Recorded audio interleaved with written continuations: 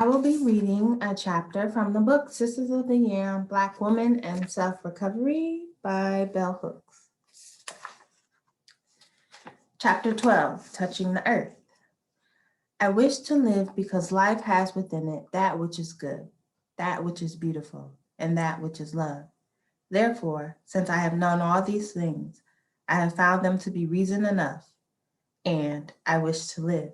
Moreover, because this is so, I wish others to live for generations and generations and generations. Lorraine Hansberry, To Be Young, Gifted, and Black. When we love the earth, we are able to love ourselves more fully. I believe this. The ancestors taught me it was so.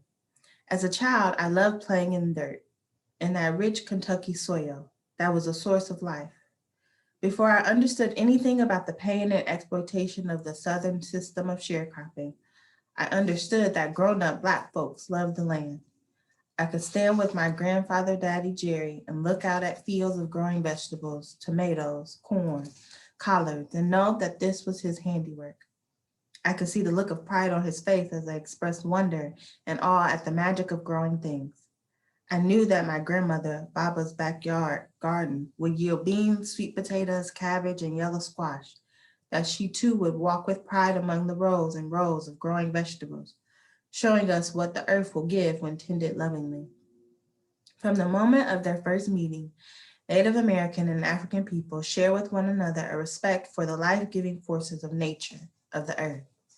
African settlers in Florida taught the Creek Nation runaways, the Seminoles, methods for rice cultivation. Native peoples taught recently arrived Black folks all about the many uses of corn. The hot water cornbread we grew up eating came to our Black Southern diet from the world of the Indian. Sharing the reverence for the earth, Black and red people helped one another remember that. Despite the white man's ways, the land belonged to everyone. Listen to these words attributed to Chief Seattle in 1854.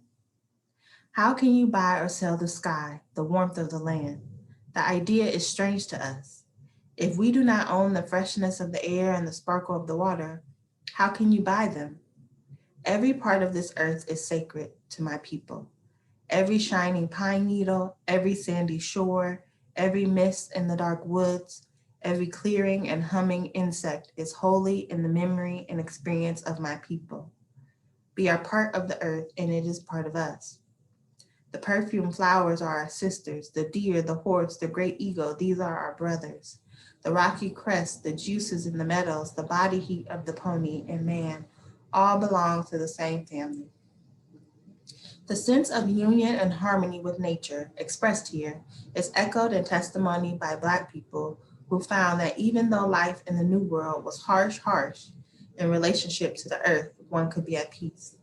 In the oral autobiography of Granny Midwife, Oni Lee Logan, who lived all her life in Alabama, she talks about the richness of farm life, growing vegetables, raising chickens, and smoking meat.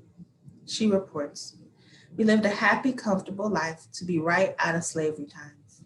I didn't know nothing else but the farm, so it was happy, and we was happy. We couldn't do anything else but be happy. We accept the days as they come and as they are.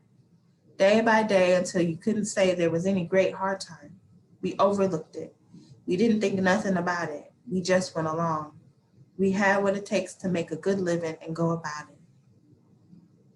Living in modern society without a sense of history, it has been easy for folks to forget that Black people were first and foremost the people of the land, farmers.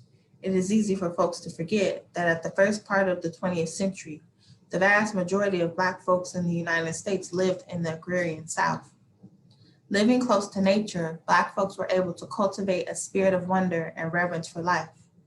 Growing food to sustain life and flowers to please the soul, they were able to make a connection with the earth that was ongoing and life-affirming.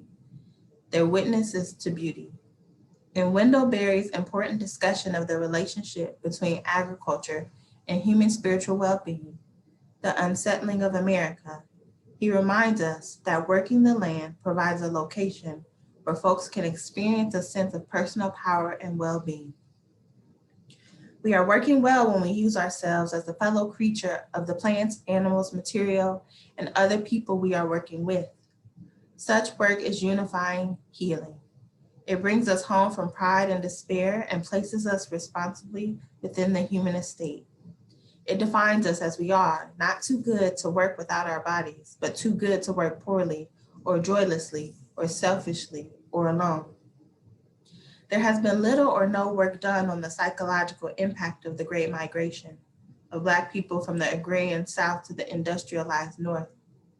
Toni Morrison's novel, The Bluest Eye, attempts to fictively document the way moving from the agrarian South to the industrialized North wounded the psyches of Black folk. Exchanged from a natural world where there was a time for silence and contemplation, one of the displaced Black folks in Morrison's novel, Miss Pauline, loses her capacity to experience the central world around her when she leaves Southern soil to live in the Northern city. The South is associated in her mind with the world of sensual beauty, most deeply expressed in the world of nature.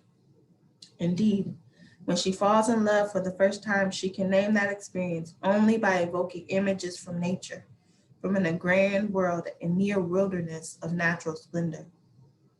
When I first see Coley, I want you to know it was like all the bits of color from that time down home when all of us children went berry picking after a funeral, and I put some in the pockets of my Sunday dress, and they mashed up and stained my hips. My whole dress was messed with purple, and it never did wash out, not the dress nor me. I could feel that purple deep inside me, and that lemonade Mama used to make when Pap came in out of the fields. It'd be cool and yellowish with seeds floating near the bottom. And that streak of green them June bugs made on the dress that night we left from down home. All of them colors was in me, just sitting there. Certainly it must have been a profound blow to the collective psyche of Black people to find themselves struggling to make a living in the industrial North away from the land. Industrial capitalism was not simply changing the nature of Black work life. It altered the communal practices that were so central to survival in the agrarian South. And it fundamentally altered Black people's relationship to the body. It is the loss of any capacity to appreciate her body despite its flaws. Miss Pauline suffers when she moved north. The motivation for Black folks to leave the South and move north was both material and psychological. Black folks wanted to be free of the overt racial harassment that was a constant in Southern life, and they wanted access to material goods, to a level of material well-being that was not available in the agrarian South, where white folks limited access to the spheres of economic power. Of course, they found that life in the North had its own perverse hardships, that racism was just as virulent there, that it was much harder for Black people to become landowners. Without the space to grow food, to commune with nature, or to mediate the starkness of poverty with the splendor of nature, Black people experienced profound oppression, working in conditions where the body was regarded solely as a tool, as in slavery. A profound estrangement occurred between mind and body. The way the body was represented became more important than the body itself. It did not matter if the body was well, only that it appeared well. Estrangement from nature and engagement in mind-body splits made it all the more possible for Black people to internalize white supremacist assumptions about Black identity. Learning contempt for Blackness, Southerners transplanted in the North suffered from both culture shock and soul loss. Contrasting the harshness of city life with an agrarian world, the poet Warren Cooney wrote this popular poem in the 1920s, testifying to lost connection. She does not know her beauty. She thinks her brown body has no glory. If she could dance naked under palm trees and see her image in the river, she would know. But there are no palm trees on the street, and dishwater gives back no images. For many years, and even now, generations of Black folks who migrated north to escape life in the South returned down home in search of a spiritual nourishment, a healing that was fundamentally connected to reaffirming one's connection to nature, to a contemplative life where one could take time, sit on the porch, walk, fish, and catch lightning bugs. If we think of urban life as a location where Black folks learned to accept a mind-body split that made it possible to abuse the body, we can better understand the growth of nihilism and despair in the Black psyche.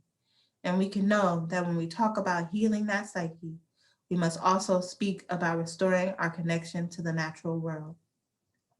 Wherever Black folks live, we can restore our relationship to the natural world by taking the time to commune with nature, to appreciate the other creatures who share this planet with humans. Even in my small New York City apartment, I can pause to listen to birds sing, find a tree and watch it. We can grow plants, herbs, flowers, vegetables.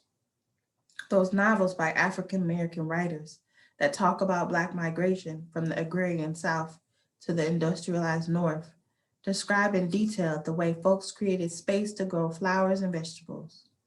Although I come from country people with serious green thumbs, I have always felt that I could not garden. In the past few years, I have found that I can do it, that many gardens will grow, that I feel connected to my ancestors when I can put a meal on the table of food I grew. I especially love to plant collard greens. They are hardy and easy to grow. In modern society, there is also a tendency to see no correlation between the struggle for collective Black self-recovery and ecological movements that seek to restore balance to the planet by changing our relationship to nature and to natural resources. Unmindful of our history of living harmoniously on the land, many contemporary Black folks see no value in supporting ecological movements or see ecology and the struggle to end racism as competing concerns. Recalling the legacy of our ancestors who knew that the way we regard land and nature will determine the level of our self-regard, Black people must reclaim a spiritual legacy where we connect our well-being to the well-being of the earth. This is a necessary dimension of healing, as Barry reminds us. Only by restoring the broken connections can we be healed. Connection is health, and what our society does its best to disguise from us is how ordinary, how commonly attainable health is. We lose our health and create profitable diseases and dependencies by failing to see the direct connections between living and eating, eating and working, working and loving. In gardening, for instance, one works with the body to feed the body. The work, if it is knowledgeable, makes for excellent food, and it makes one hungry. The work thus makes eating both nourishing and joyful, not consumptive, and keeps the eater from getting fat and weak. This health, wholeness is a source of delight. Collective Black self-recovery takes place when we begin to renew our relationship to the earth, when we remember the way of our ancestors. When the earth is sacred to us, our bodies can also be sacred to us.